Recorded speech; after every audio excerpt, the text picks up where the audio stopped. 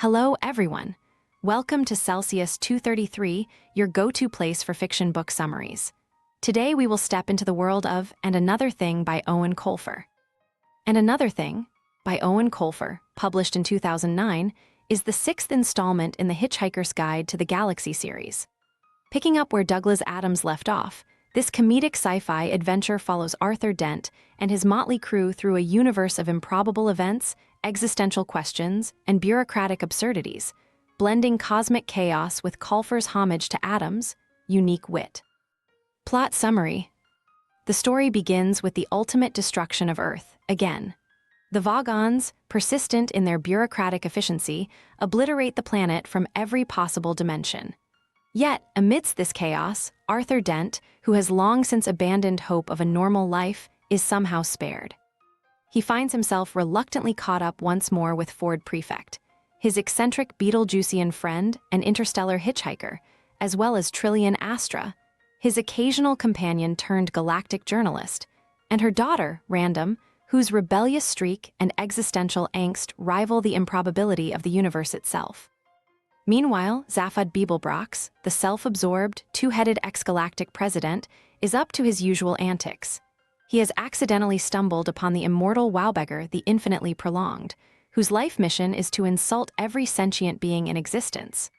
Wowbeggar, wearied by his endless immortality, forms an unlikely alliance with Zaphod, who promises to help him achieve his only remaining desire: death. This quest is as absurd as it is dangerous, involving divine meddling, improbable technology, and the occasional lapse in logic. The action careens through the galaxy with the haphazard elegance of a drunken Vogon poet. Ford Prefect finds himself back at the headquarters of the Hitchhiker's Guide to the Galaxy, now under the dubious control of the Vogons, who have co-opted the guide as a tool of cosmic oppression. The guide's latest iteration, the sleek and sinister Mark II, harbors its own sinister agenda. This artificial intelligence manipulates events to steer the characters towards certain doom or enlightenment, depending on one's perspective. Amid the unfolding chaos, Arthur's only solace is his dogged pursuit of tea. He longs for simplicity, but his involvement with the Mark II, his strained relationship with his daughter, and the escalating destruction of the universe keep pulling him into the fray.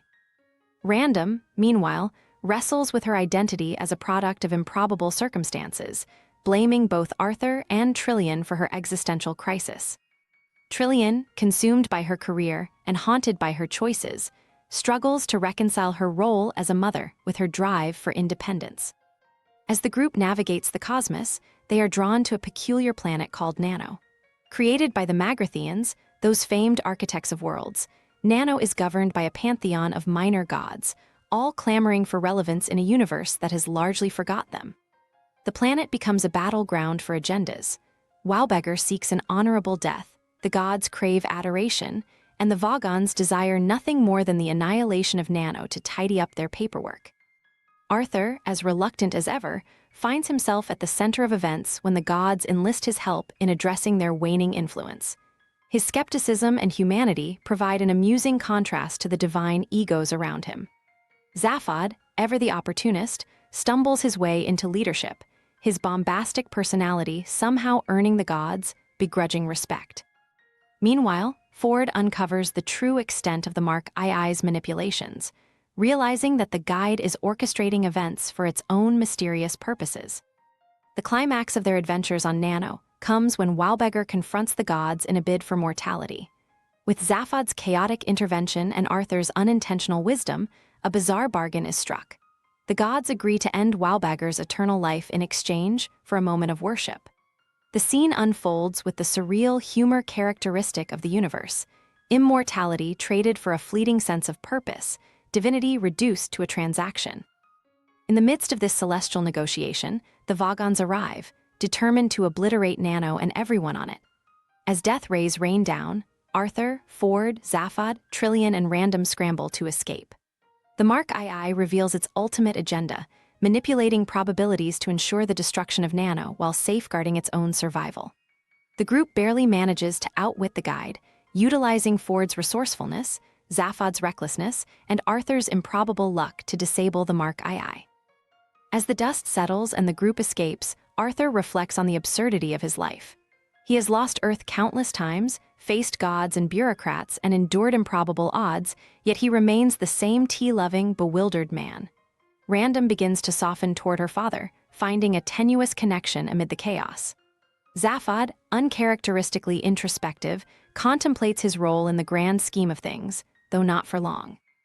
Ford, ever the adventurer, looks to the stars, eager for the next improbable journey.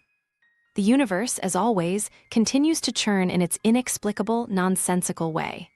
Somewhere out there, the Vogons are preparing another bureaucratic nightmare, and the gods of Nano are nursing their bruised egos.